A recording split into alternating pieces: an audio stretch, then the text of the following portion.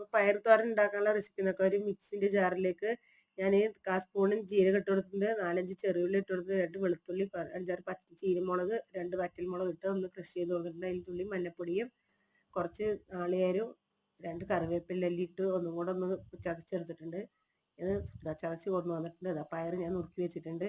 അതിലേക്ക് ഒരു കടായി അടുപ്പത്ത് വെച്ചിട്ടുണ്ട്. അതിലേക്ക് ഞാൻ വെളിച്ചെണ്ണ ഒഴിച്ച് കൊടുത്ത് ഒരു 1/4 സ്പൂണ് കടുക് ഇട്ട് കൊടുത്തിട്ടുണ്ട്.